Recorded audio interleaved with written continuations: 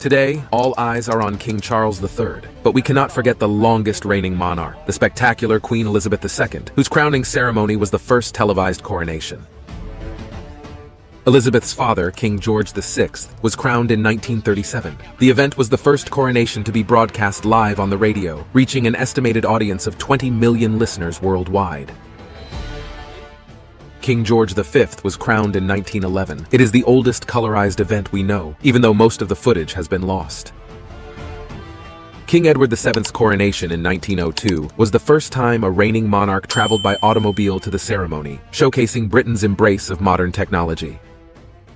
Queen Victoria in 1838 was the first royal ever to be photographed. In this picture with her children, the Queen found out she had closed her eyes. In an attempt to remove what she perceived as an unflattering image, she scratched out her face while sparing the children. William IV hated ceremonies and had to be persuaded to have a coronation. He spent so little money on it that it became known as the penny coronation. It did not feature a grand banquet. Instead, the guests were served turtle soup.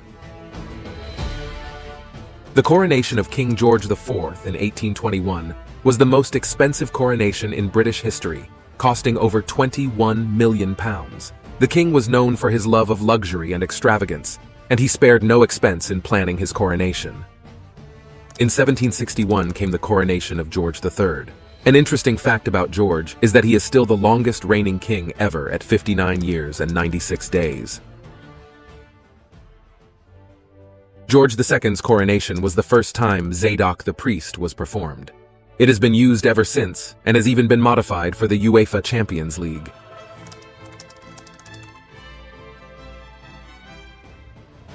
George I was the first ever German King of England. His coronation is noted for excluding his wife, whom he had imprisoned over a very famous, scandalous affair. The music for Anne's coronation was composed by William Croft, who was a prominent composer of the time. His anthem, God Save the Queen, became the official national anthem of Great Britain.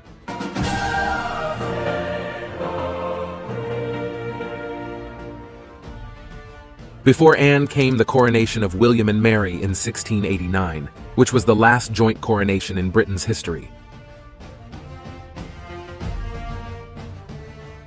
James II was the last Roman Catholic monarch to be crowned in England. His coronation was held on April 23, 1685.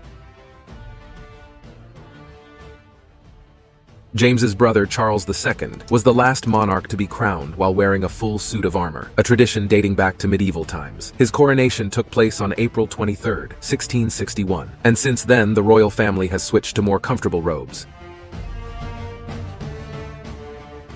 Charles I was crowned in 1626, and his reign was marked by conflicts with the Parliament which eventually led to his execution.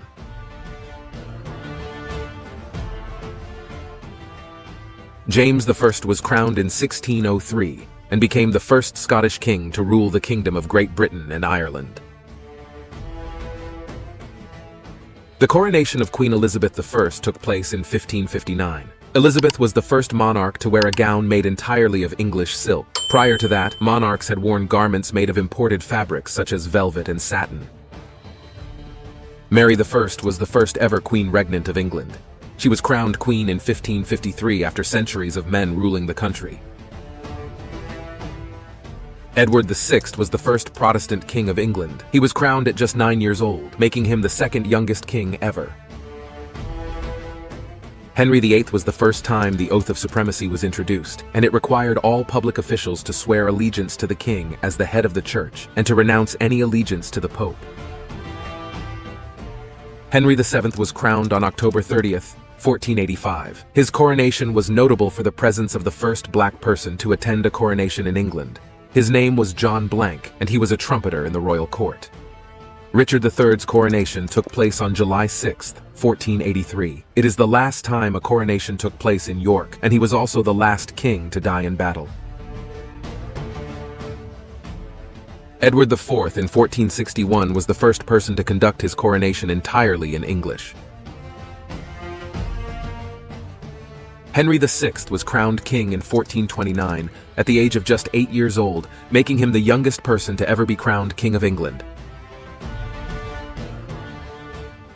Henry V was crowned on April 9, 1413. The ceremony was marked by a terrible snowstorm, but the common people were undecided as to whether it was a good or bad omen. Henry IV represented the biggest shift in the English language. His coronation was in French, but he was the first monarch to conduct business in English. Before Henry, English was considered a language of the commoners. Richard II was only 10 years old when he became king, and he is often described as being the most beautiful king. Edward III was crowned king on February 1st, 1327. A great military general, his coronation was noted for hosting elaborate tournaments such as jousting and sword fighting. Edward II's coronation was the first time a coronation chair was used. It had been made by his father and has been used ever since. Edward I was the first monarch to use the title King of England instead of King of the English, a shift from ruling the people to ruling the land. Henry III was crowned 3 different times. His coronation was held in 1216, 1220, and 1221. During the coronation banquet of John in 1199, several Scottish nobles attempted to seize the Stone of Scone, an ancient symbol of Scottish kingship, which was kept beneath King John's throne. The attempt was unsuccessful, and the stone remained in English hands until 1996. When Richard I was crowned as king in 1189, he refused to take the English oath. He saw them as ancient and famously declared that he would sell London itself if he could find a buyer, showing a disregard for the people and institutions of his kingdom. During the coronation feast of Henry II, a quarrel broke out between Henry's Norman and English followers, leading to violence and chaos. To calm the situation, Henry himself had to intervene and release some English prisoners who had been taken by the Normans. Not much is known about Stephen, but it is known his father had a reputation for being a coward during the First Crusade. Henry was the first Norman king to marry an Englishwoman, Matilda of Scotland, who was crowned alongside him as queen consort. William was often called Rufus, perhaps because of his ruddy appearance or more likely due to having red hair as a child. The first documented coronation ever at Westminster was that of William the Conqueror on the 25th of December 1066, almost 1,000 years ago.